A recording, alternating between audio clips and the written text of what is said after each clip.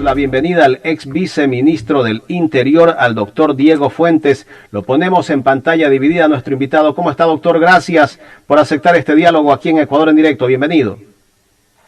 Buen día, Jaime. Buen día, Carla. Buen día a todos los radioescuchas y a todas las personas que nos están viendo en Ecuador en Directo. Este diálogo lo empieza mi compañera Carla Aro. Doctor, buenos días y bienvenido. Bueno, definitivamente ya el tema de la seguridad no nos sorprende porque vivimos en un país de inseguridad donde no tenemos garantías, donde no tenemos derechos. Y bueno, se empieza a estructurar planes de fortalecimientos. ¿Qué deberían tener en base a su experiencia esos planes de fortalecimiento en función de lo que estamos viviendo actualmente en nuestro país? Bueno, Carla, me parece importante primero establecer en qué situación se encuentra el país, más allá de la percepción generalizada y creo que el conocimiento claro de los ecuatorianos de lo que está pasando en el Ecuador. A nivel de cifras, el Ecuador pasa a uno de los peores momentos en materia de seguridad. El año 2021 cerró con una tasa de casi 14 casos por cada 100.000 habitantes. Esta tasa es la tasa estándar con la que se mide la seguridad de los países y representa básicamente la pérdida del bien jurídico principal que debe cuidar el Estado y ese es la vida de los ecuatorianos. Acabó con 14 casos. Para que ustedes vean la gravedad del asunto, el año 2020 cerramos con una tasa de 7 casos, es decir, hemos en un año tenido el doble de incidencia en muertes violentas, lo cual representa un Estado que no tiene capacidad de cuidar a los ecuatorianos. Y obviamente eso responde a lo que usted decía, Carla, falta de planificación, falta de temas técnicos bien analizados, solamente asuntos electorales. El día de ayer el presidente de la República ha presentado un proyecto de ley, el proyecto de ley orgánica de seguridad integral y fortalecimiento de la fuerza pública. Es un proyecto de ley que tiene al menos unos 45 artículos y que trata algunos temas que es importante criticar. Y me refiero a criticar de la manera más técnica posible. Esto no es un tema de ideología. Yo veo que lamentablemente el presidente o sus asesores, trato de pensar que son sus asesores, han buscado darle un tinte político a lo que está pasando en materia de seguridad. Y ahí encontramos dos discursos que ya varias personas se han pronunciado, que primero el presidente lo sabía, y en segundo lugar que ya después de 8 meses de gestión no puede seguir con ese discurso. Primero, que todo esto es culpa de los gobiernos anteriores, y en segundo lugar que todo también responde al tema del narcotráfico. Eso no puede ser más alejado de la verdad. A las personas que les están asaltando en las calles, que les están asaltando en las tiendas, que les están matando por robar un celular, eso no tiene nada que ver con el narcotráfico. En efecto, el narcotráfico es un problema muy serio que el Ecuador tiene que tomar acciones contundentes para darle muerte al narcotráfico, que va a tener una lucha sin tregua, pero mientras se siga politizando este tema no se va a cambiar absolutamente nada. Volviendo al proyecto de ley que presentó el presidente de la República, básicamente los Doctor, perdón que lo interrumpa. Quiero que me haga una aclaración en base a su experiencia, justamente de lo que usted acaba de decir.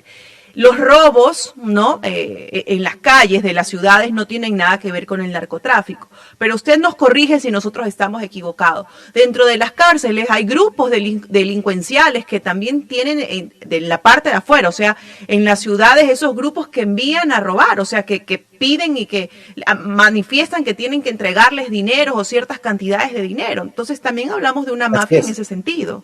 Por supuesto, el crimen organizado está enraizado en el país. En estos últimos años es en realidad irónico escuchar a las autoridades decir que no saben qué hacer con un grupo de población penitenciaria que está bajo órdenes del Estado ecuatoriano, bajo supervisión de la Policía Nacional y de las Fuerzas Armadas en estos estados de excepción, y que obviamente el Estado, con estas personas que están plenamente identificadas, que sabe que están delinquiendo y dando órdenes para que asalten, para que maten a los ecuatorianos, no tengan capacidad de decir, bueno, cuál es la acción que vamos a tomar para desarticular a estas estructuras que están dentro de los centros carcelarios. Pero mi comentario va justamente en ese sentido, en que mientras el Estado ecuatoriano no logra identificar claramente qué es lo que está pasando y qué es lo que debe hacer, vamos a tener soluciones que en realidad no van a cambiar la realidad. Y para eso me quería referir al proyecto que ha presentado el presidente de la República. Y lo repito, esto no es un tema de politización. Yo creo que si el presidente de la República daría oídos a lo que están diciendo varios juristas que ya han revisado este proyecto, se daría cuenta que de inmediato debería relevar a sus asesores en materia de seguridad, porque en realidad no comprenden lo que está viviendo. En lo que dice este proyecto es en algunos puntos que me parecen importantes. Primero, generar una figura que se están inventando que se llama el estado de emergencia. ¿En qué consiste este estado de emergencia? Supuestamente esta figura jurídica va a permitir dar una cobertura a las Fuerzas Armadas y a la Policía Nacional para que cooperen entre ellos de mejor forma sus acciones ante lo que está pasando en el país. Yo me pregunto ante esto, parece un poco técnico, pero es muy lógico y de bastante sentido común para los ecuatorianos. Eso es lo que deberían hacer siempre las instituciones del Estado. La Constitución claramente manda que las instituciones del Estado, que están financiadas con el presupuesto de los ecuatorianos, tienen que todos los días para cumplir su ejercicio de sus funciones. Entonces, aquí inventar una figura como el estado de emergencia, las Fuerzas Armadas y la policía, ahora sí van a reunirse y ahora sí van a hablar para solucionar lo que pasa en la ciudad, no dan una solución en largo plazo. En segundo lugar, mire lo que ha pasado en este grave caso del policía Octavo Segundo, en realidad, Santiago Olmedo, donde el Estado ecuatoriano ha dado una muestra nefasta de que los policías tienen que estar manipulados y se sacan el arma. Entonces lo que va a pasar es que los policías van presos y los delincuentes tienen que ser indemnizados. En ese sentido, lo que acaba de poner en este proyecto de ley para supuestamente solucionar es que se debe presumir que el uso de la fuerza es legal y progresivo.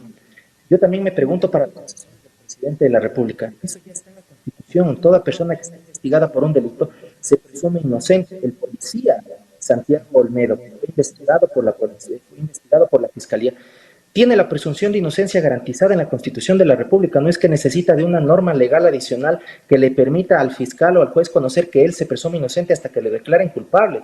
Lo que se necesita son acciones de carácter político y también acciones concretas, técnicas que le garanticen a los policías que en el momento que tienen que decidir si usan el arma, no tengan que pensar si es que luego van a estar enjuiciados o luego van a tener que contratar abogados para defenderse, porque los policías, lo que debemos entender es tienen un arma que les dota el Estado. Y esa arma tiene una función que es proteger a los ecuatorianos ante una situación donde la vida de estos ecuatorianos o la del propio policía se ve en riesgo. Entonces, el mensaje que se debe dar y lo que se debe poner en este proyecto de ley es que el policía no solamente que goza de esa presunción, sino que el policía no puede ser procesado en realidad cuando hace uso de su arma de fuego en un acto de servicio que sea calificado como tal, hasta que en realidad, de acuerdo a alguna investigación interna administrativa, se pueda derivar de que el policía ha sobrepasado con ese mandato legal que tiene el policía. El policía no puede ser sancionado. Es por eso que la delincuencia actualmente lo que ve es un país que está en manos de absolutamente nadie. Y en tercer lugar, si me permite solamente acabar este comentario, en lo que está pasando en las cárceles, acaban de tipificar los actos de terrorismo en los centros de privación de libertad.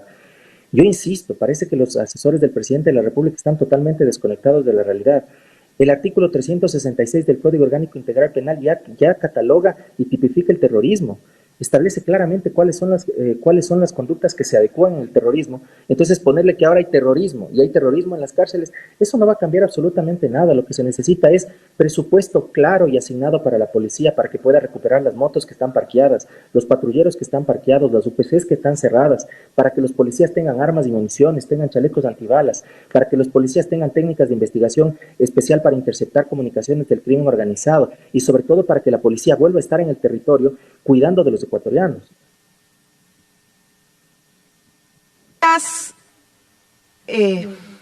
A ver, pónchela acá. Doctor, ahí estamos. Doctor, en Sí, días pasados, el gobernador del Guayas hizo un comentario donde decía pues que la delincuencia no se iba a acabar porque el narcotráfico no se iba a acabar y mientras eso no suceda pues no íbamos a tener pues un país, una ciudad segura, ¿no? Bueno, esto en términos generales. Pero entonces, si nosotros sabemos esto y si tenemos a los grandes narcotraficantes dentro de prisión, o sea, en las cárceles, ¿cómo hacer o cómo estructurar un plan para incomunicarlos? Porque el problema es, y lo dijo el gobernador, es que las órdenes se dan de adentro hacia afuera. Entonces, pregunto yo, ¿no se debería iniciar por reestructurar las cárceles de nuestro país? Por supuesto, lo primero que se necesita, Carla, es identificar a la población penitenciaria. Una población penitenciaria que actualmente está mezclada entre personas que han cometido delitos menores, con personas que pertenecen al crimen organizado, con personas que incluso puede ser que estén por temas de tránsito. Ese es el primer factor fundamental, identificar a la población penitenciaria para saber quiénes están ahí delinquiendo y quiénes están básicamente cumpliendo su sentencia. Eso es lo primero. En segundo lugar, es establecer claramente cuáles centros de rehabilitación van a estar asignados para las personas que son de alta peligrosidad y que hay que incomunicar para darle una muestra al crimen organizado que el Ecuador va a tomar riendas sobre lo que está pasando en el país. Y para eso, obviamente, se necesitan presupuesto, decisión política y también personal técnico que haga esta evaluación y que pueda determinar de los centros de rehabilitación cómo van a estar organizadas estas personas. Adicionalmente, lo que se debe cuidar es que las personas que están en centros de privación de libertad no estén mezclados entre bandas que son contrarias para evitar violencia. Eso es fundamental. No sé si me escuchan. ¿Cómo le va, doctor? Gracias por acompañarnos en esta mañana aquí en Ecuador en Directo. Mi pregunta es, ¿el proyecto de ley de uso progresivo de la fuerza le dará tal vez las herramientas legales a la policía, al gobierno, para el combate a la delincuencia y el crimen organizado que se ha desatado, creo que en este último año, en lo que va de este año y el año anterior? Antes creo que no había tanto sicariato en el país. Ahora vemos a diario. El día domingo anunciaron ya la salida de las Fuerzas Armadas y del domingo acá creo que llevamos más de 20 personas asesinadas producto del sicariato. No sé si se nos fue la señal de nuestro invitado, el doctor Diego Fuentes. Intentemos ver si podemos restablecer ese contacto. Es importante conocer el criterio de alguien que fue viceministro del Interior durante el gobierno del expresidente Rafael Correa. Yo creería que durante ese gobierno no fue tal vez tan perfecto el tema de Ecuador nunca ha sido perfecto combate a la delincuencia, hay que decir lo que es, pero no veíamos estas masacres y pero no veíamos, había estas masacres que estamos viendo ahora. Cada hora hay un muerto. Los crímenes a diario y nadie está seguro en ninguna parte. Tú en tu casa no estás seguro porque te tocan la puerta y allí te dan bala, y si no abres la puerta igual te rocean de bala la casa. Bueno, pero por lo general a veces son casos de vendetas que hay entre bandas de micro y narcotraficantes. Pero debe haber un control del Estado, pues. O sea, aquí nadie es ley para que tome una decisión de poner una sentencia de muerte a una familia que ande o no en pasos, en malos pasos.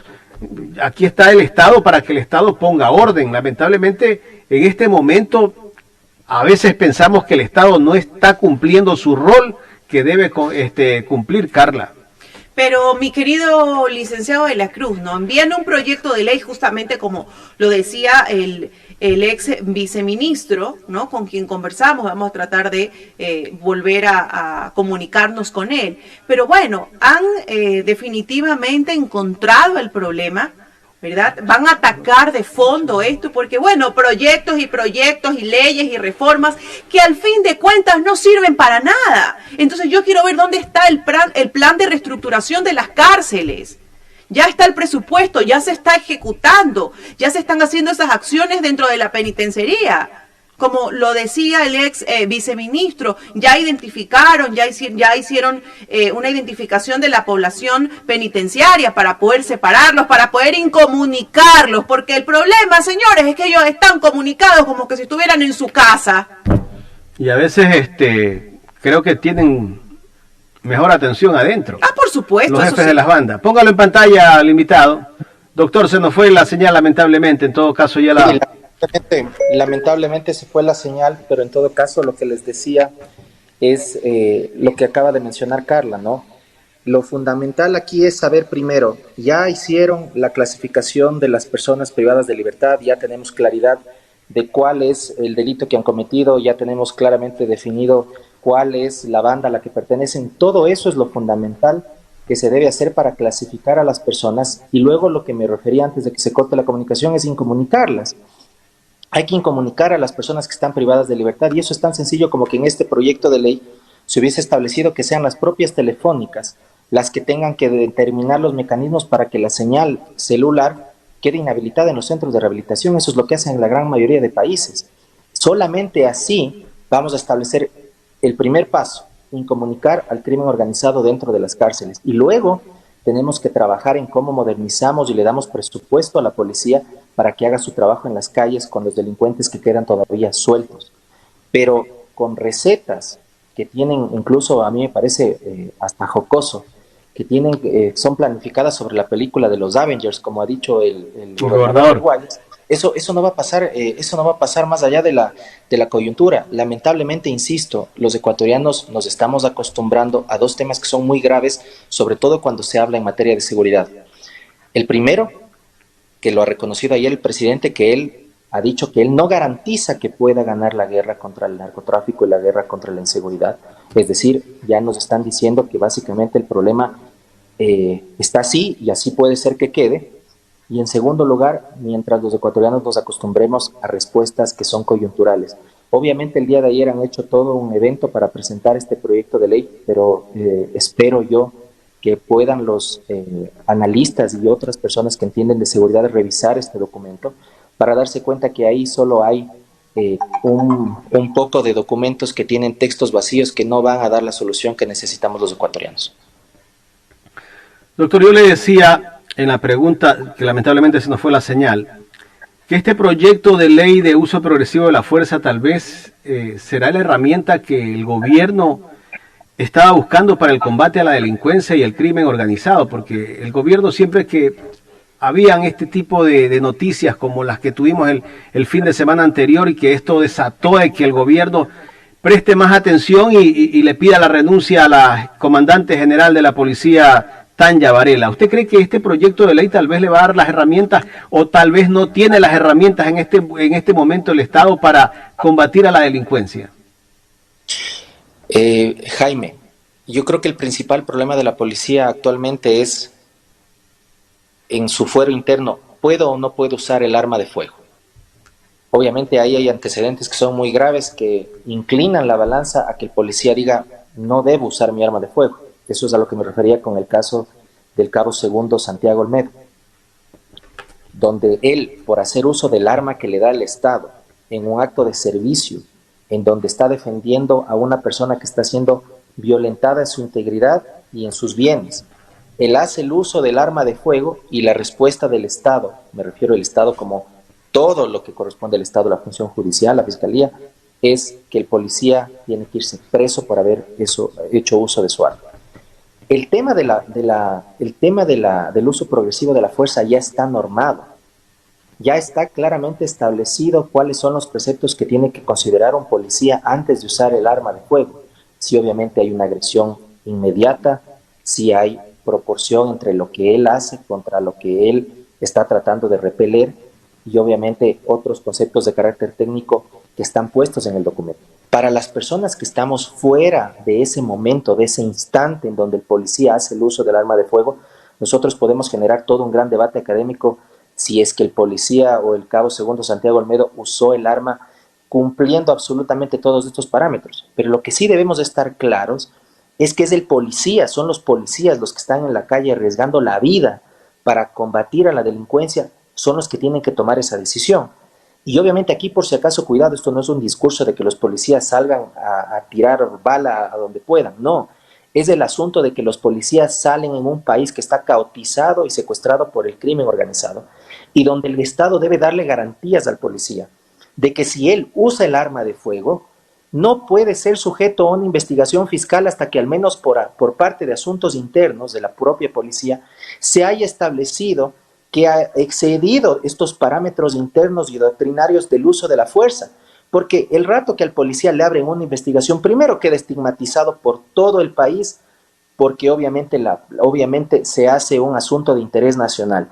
En segundo lugar, el policía inmediatamente tiene que contratar un grupo de abogados que le asistan para que pueda él solventar sus asuntos jurídicos. Entonces, la respuesta que le está dando ahorita el presidente de la República con este proyecto es un texto que no estoy siendo nada fuera de lo textual, que dice lo siguiente, que dice que en toda investigación de carácter judicial o administrativo se debe presumir que el policía hizo uso progresivo de la fuerza de forma legal y legítima. Eso, para los asesores del presidente de la República, se llama presunción de inocencia, porque al policía le están acusando de un delito que se llama de extralimitación de funciones. Decir que el policía no se ha extralimitado de funciones es presumir su inocencia.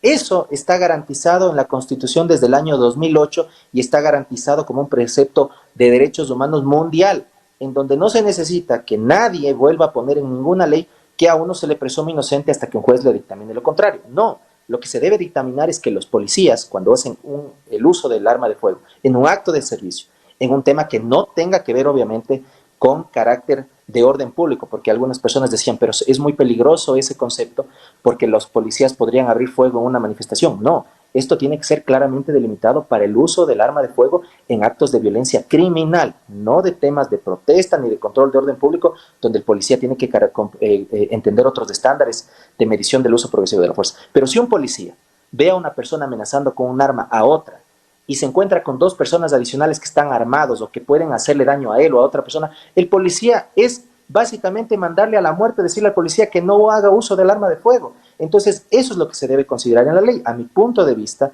e insisto, esto no es un tema de carácter político, eso es un tema de carácter técnico.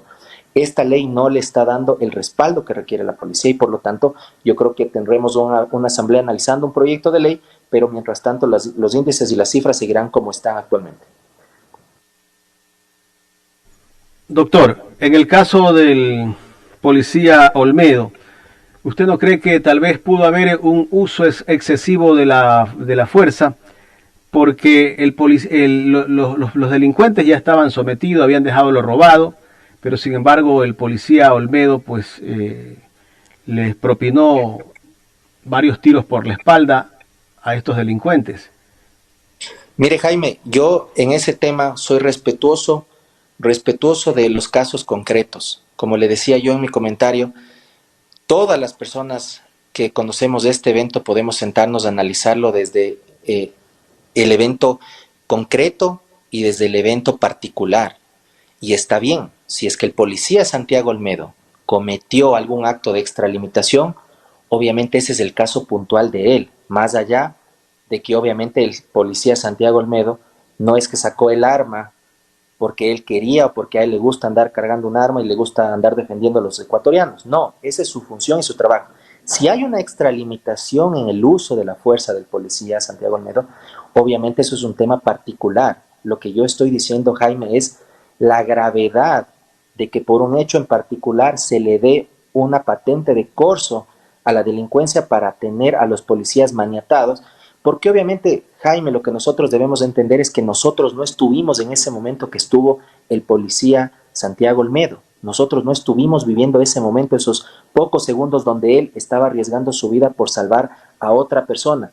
En efecto, puede ser que las personas, yo he escuchado que en el gran debate es que los tiros son de lado, son laterales, son de atrás, que las personas ya estaban corriendo. Eso obviamente ya queda en el carácter técnico y en el análisis para obviamente el caso particular. Pero a lo que yo me refiero es que esa situación que viven todos los policías es inhumano decirles a los policías que el policía tenga que esperar que le metan los disparos a él primero para él sentirse tranquilo y decir, bueno, ahora sí que ya me dispararon a mí, yo puedo hacer uso progresivo de la fuerza y sacar mi arma de fuego.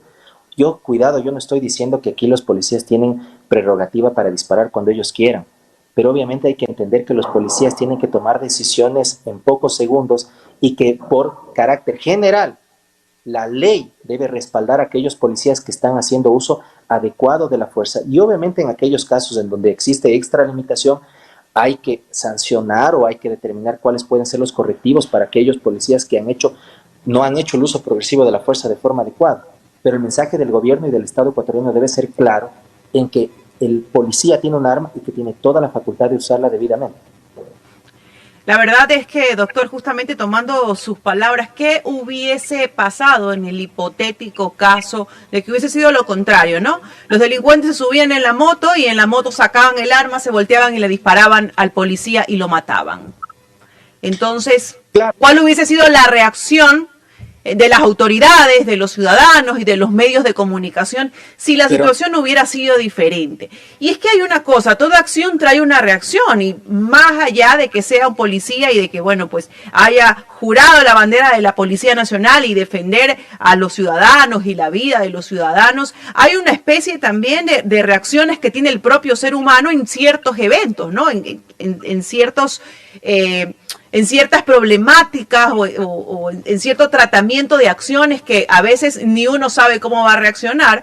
Asumo que también los policías han de trabajar este tipo de temas psicológicamente, pero tiene que verse visto de alguna u otra forma amenazado él o la ciudadanía. Entonces, ¿cómo aclaramos esto? Delimitando de una forma más certera cuándo el policía puede hacer o no uso de la fuerza. Porque hemos tenido casos donde la ciudadanía, donde la misma prensa dice, ¿por qué no actuó la policía? Es así, Carla, y aquí cabe no solamente la hipótesis que usted plantea, sino yo me pregunto, ¿qué estaríamos hablando hoy si por mala suerte el policía no sacaba el arma y le disparaban a la víctima, a quien era víctima del robo y acababa muerta? Entonces el policía actualmente estaría afrontando serios procesos porque dirían que por qué no sacó su arma y que por qué no disparó. Yo recuerdo hace algunos años, todos los ecuatorianos vivimos y lo vimos de forma atónita lo que pasó en Ibarra, que un individuo tenía a una persona secuestrada, retenida, amenazada, a su pareja, no sé si era su pareja o era su expareja, y la policía no tuvo ninguna acción y lo que pasó es que la persona fue asesinada públicamente. ¿Y qué dijimos los ecuatorianos y qué dijeron los grandes académicos y qué dijo la prensa? ¿Por qué la policía no actuó? A lo que yo voy con esto es que por norma general la policía debe tener el derecho de usar el arma de fuego. Y es el policía el que decide en ese momento si cumple con todos los requisitos de la ley para hacer uso del arma de fuego, un arma de fuego que le dé el Estado. Lo que usted dice, Carla, es muy cierto, hay que delimitar algunos aspectos. En la parte de cuál es el desarrollo del uso progresivo de la fuerza, yo creo que eso ya está delimitado. Los policías tienen parámetros claros para saber cuándo deben usar el arma de fuego, lo que deben hacer antes de usar el arma de fuego. Tienen que ver si la persona obviamente puede ser neutralizada sin fuerza letal, si es que la persona puede ser neutralizada de alguna forma que no conlleve incluso afectarle a su integridad. Pero eso no significa, porque a veces lo que cree la gente es que el policía debe primero, en esos 10 segundos que tiene para decidir, primero decirle, alto, soy policía, por favor deje el arma, si no deje el arma entonces le voy a disparar, segunda advertencia le voy a disparar, tercera advertencia le voy a apuntar al tobillo y le voy a disparar. Eso es obviamente desde la parte técnica, pero en el momento que está pasando esta situación, obviamente lo que debe hacer el policía es evaluar en la intensidad de lo que está viviendo y tomar las precauciones debidas para salvaguardar la vida de un tercero y la vida de él. Ahora, insisto, en este proyecto de ley, más allá del tema particular, que yo siempre digo, los temas particulares no solventan lo que está pasando en materia de seguridad. Si al policía o al cabo segundo Santiago Olmedo le condenan o le dejan en libertad, eso no va a cambiar lo que está pasando en el país. La policía no quiere usar las armas o siente que no puede usar las armas y obviamente los ecuatorianos estamos desprotegidos. En el proyecto de ley que presentó el presidente ayer, lo que se está ratificando es la presunción de inocencia de los policías ante el delito de extralimitación de funciones. Eso no es necesario, eso ya está tipificado. Lo que se necesita es un procedimiento que le garantice al policía que cuando use el arma de fuego no va a ser judicialmente investigado de forma inmediata hasta que se demuestre. El presidente ha puesto algo que sí me parece rescatable y vale la pena para demostrar que no todo es crítica. El presidente ha puesto en su proyecto de ley que debe existir obligatoriamente un informe pericial de forma doctrinaria o técnica con quien sea que se tenga que hacer para obviamente evaluar dentro de ese componente y esa característica si es que el policía hizo uso indebido de la fuerza. Pero lamentablemente ese informe no dice si es vinculante, si ese informe es necesario para abrirle la investigación al policía, simplemente será un elemento más de un policía que tiene que ser sujeto a una investigación fiscal. Entonces ese es el grave problema. Doctor, en el tema del combate a la delincuencia y al crimen organizado, el presidente ha anunciado que va a desembolsar. ¿Me cortó la señal de audio o qué? Bueno, no la escuchaba acá el retorno. Ha dicho que va a desembolsar 9 millones de dólares. Pregunto yo, ¿acaso la policía en este momento no tiene los recursos necesarios para la implementación o dotación de armas, lo necesario que necesita la policía para el combate a la delincuencia y al crimen organizado? Porque en este momento se habla de 9 millones, se terminan esos 9 millones, ¿qué pasa después? y por allí salen algunos periodistas o un periodista a decir que los hoteles tienen que darle hospedaje a los policías, los restaurantes almuerzos a los policías y los mecánicos arreglar los carros. O sea, prácticamente estamos sin recursos para la policía. Es muy peligroso regresar al concepto de la caridad para la Policía Nacional. La policía tiene que tener un presupuesto que en efecto lo tiene. Hay que entender que la gran mayoría del presupuesto de la policía se gasta en el pago del personal, del recurso humano, que es lo fundamental. Obviamente, si no estoy equivocado, existen en el país, deben existir ya más o menos 50 o 52 mil miembros de la Policía Nacional, y obviamente ese es el recurso principal. Pero aquí lo que hay que entender es que los números no hacen los resultados. Nosotros podemos tener 100.000 policías, pero si esos policías no están debidamente equipados, el trabajo que pueden hacer es bastante pequeño. ¿Cuál es el factor fundamental? Hay dos aspectos que tenemos que atacar de forma urgente en lo que pasa en el país. Primero, evitar que a la gente le roben en la calle. Esa es la delincuencia común. Para eso se necesita una policía que esté en el territorio, una policía que esté desconcentrada, una policía que tenga patrulleros, ahí sí, motos, las UPCs abiertas. Yo no sé si los ecuatorianos hacen este ejercicio, pero si ustedes pasan actualmente por una unidad de policía comunitaria, está cerrada, porque obviamente no hay personal, porque no hay presupuesto. Eso es lo indispensable, la receta indispensable para combatir la delincuencia común. La delincuencia común es que yo salgo a la calle y me roban el celular, que a la señora de la tienda le asaltan en la noche en su negocio y le quitan las pocas ganancias que ha hecho durante el día. Esa es la receta para la delincuencia común. Policías en el territorio, equipados con armas, con chalecos, con patrulleros, con motos para que puedan movilizarse, y obviamente con UPCs que les den el hospedaje, que ahora quieren decir que los hoteles les den a los policías como que fueran huérfanos de un Estado que debe darles lo que les corresponde. Eso por una parte. Para eso se necesita presupuesto, pero no son 9 millones, es un presupuesto sostenido en el tiempo y que tiene que ser planificado para que nunca se acabe, porque si se acaba ese presupuesto, entonces los policías ya no tienen gasolina, ya no tienen movilización y volvemos a lo mismo. En segundo lugar, es la parte de la delincuencia organizada, y para eso obviamente no es sacar a los policías ni a los militares en la calle, para eso es investigar cuáles son las estructuras criminales, investigar dónde operan, cuáles son los delitos conexos que están utilizando para financiarse, porque obviamente el crimen organizado se financia. Entonces, para eso se necesitan las unidades élite y especiales de la Policía Nacional, y para ellos el presupuesto es distinto.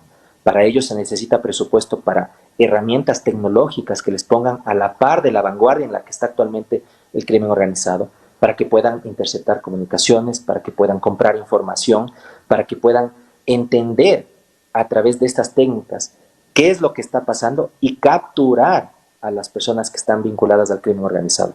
El presidente de la República hace pocos días dio una declaración en donde decía que el año anterior existieron 210 toneladas de droga que fueron incautadas. En efecto, eso es un récord. Si los números son correctos y se está bien contabilizado la cantidad de droga, eso es un récord de incautación. Así es, pero el trabajo no puede ser solamente cuantitativo, es decir, la cantidad de droga que yo incauto, sino que tiene que ser cualitativo. Esas 210 toneladas de droga han causado que en el año 2021 se dupliquen las muertes violentas. Eso significa que faltó hacer algo, y lo que faltó hacer es identificar a quiénes son las estructuras que están traficando esa droga y desarticularlas y ponerlas a órdenes de la justicia, porque ahí obviamente nosotros evitamos que existan los ajustes de cuentas. Yo he escuchado ahora que todo el discurso está planteado en que el narcotráfico y que los ajustes de cuentas. Eso significa que los ecuatorianos nos están diciendo que nosotros salgamos a las calles con cuidado y viendo a todos lados por si acaso nos cae un balazo por los ajustes de cuentas del crimen organizado. Eso no puede ser así.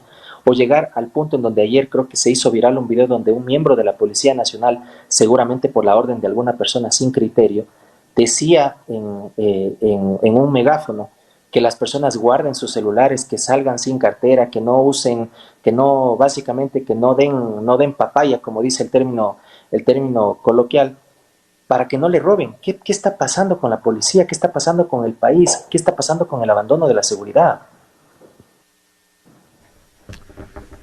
Es lamentable lo que justamente yo vi ese video ayer, de que la misma policía tenga que decirle a los ciudadanos que guarden sus teléfonos, que guarden sus carteras, porque en cualquier momento llega Roberto. Eso me pareció descabellado, y no sé quiénes son los que asesoran a los miembros de la policía o los que dan esos mensajes para que ellos salgan con megáfono a la calle. Es terrible. Ahora, claro, sí, doctor. No, por favor, por favor. Ahora, doctor, el gobierno dice que el tema de las muertes violentas, el sicariato que se ha desatado en el país es producto de la captura de tanta droga aquí en nuestro territorio. Pero pregunto yo, ¿qué está haciendo el Estado también para controlar las fronteras? Si sabemos que la droga viene de Colombia, ¿qué está haciendo el Estado? ¿Qué están haciendo tal vez las Fuerzas Armadas? No sé quiénes son los encargados de hacer el control de los vehículos. Ese es un tema de bastante debate mundial, porque ahí los discursos son bastante claros. La droga, justo lo que dice Jaime, la droga entra al país, la frontera es bastante permeable, pero eso pasa en toda la cadena de la distribución de los narcóticos, porque nosotros debemos entender que la droga que sale de aquí llega a los mercados de los países desarrollados, los países que un poco se entiende tienen mayores capacidades de control y de incluso tecnificación para el ingreso en puertos, aeropuertos, aduanas, mayor control o policías más efectivas, pero igual esa droga logra permear la frontera y entrar a los países de consumo. Entonces hay que hacer un trabajo más efectivo para tratar de incautar la mayor cantidad posible. ¿Por qué razón? Porque eso obviamente le afecta al bolsillo del narcotráfico. Las pérdidas de la droga incautada le generan problemas al narcotráfico. Pero, insisto, lo que hay que hacer es no solamente controlar las fronteras y decomisar droga, lo que hay que hacer es identificar quiénes son las estructuras que están traficando la droga para ponerlas a órdenes de la justicia, porque en esta guerra contra los narcóticos lo que hay que entender es que ningún país ha podido o ha logrado cerrar al 100% sus fronteras. Caso contrario, ya se hubiese acabado el negocio de la droga, porque si la droga no lograría entrar a Europa, no lograría entrar a Norteamérica, simplemente ya los productores de droga dirían no tiene sentido seguir en esto. Entonces lo que hay que hacer es identificar y dar batalla al narcotráfico a través de la desarticulación de las bandas criminales. Doctor Diego Fuentes, queremos agradecerle por haber aceptado este diálogo aquí en Ecuador en Directo. Muchas gracias, Jaime y Carla, un gusto saludarles y un saludo a todos quienes nos han escuchado. Gracias al doctor Diego Fuentes, ex viceministro del Interior, aquí en el programa Los Especialistas de Ecuador en Directo.